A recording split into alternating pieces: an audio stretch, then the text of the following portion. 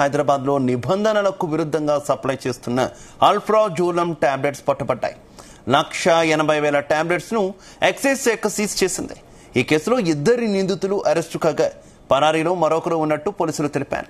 Alprazolam కేసులో 3పై excise పోలీసులు case నమోదు చేశారు. స్వాధీనం చేసుకున్న టాబ్లెట్స్ విలువ 9 లక్షల రూపాయలు ఉంటుందని తెలిపారు ఎక్సైజ్ జాయింట్ కమిషనర్ ఖురేషి. ఎలాంటి అనుమతి లేకుండా మెడికల్ షాపులకు పబ్లిక్ గా అమ్ముతున్నట్టు గుర్తించారు.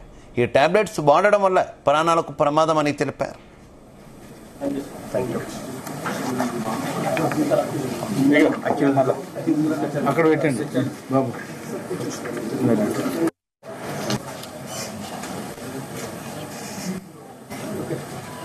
Thank you so much. ఈ కేసు ఇట్లాంటి కేసులు ఇది కూడా ఒకటి. నంబర్ చాలా ఎక్కువ ఉంది.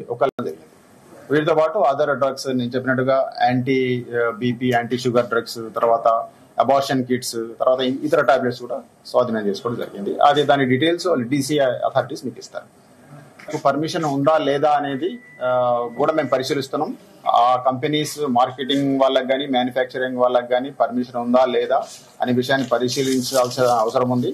ఫర్దర్ ఇన్వెస్టిగేషన్ లో వాళ్ళకి పర్మిషన్ ఉంటే వాళ్ళకి ఏముండదు, లేకపోతే వాళ్ళకు కూడా దీంట్లో అక్యూజ్ గా ఇన్వాల్వ్ చేయడం జరుగుతుంది. కాన్పూర్ నుంచి వచ్చింది కన్సైన్మెంట్. అక్కడ ఇది డెలివరీ చేసిన పంపిన వ్యక్తి మీద మాత్రం మేము కేసు పెట్టినాం. ఆయన పేరు అజయ్ త్రిపాఠి.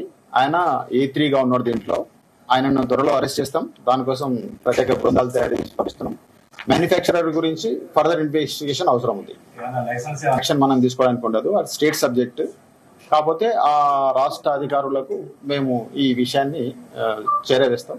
దాన్ని బట్టి వాల్యూ కంటే కూడా దీని యొక్క ప్రభావం చాలా సున్నితమైంది, చాలా బ్యాడ్ ఎఫెక్ట్ ఉంటుంది.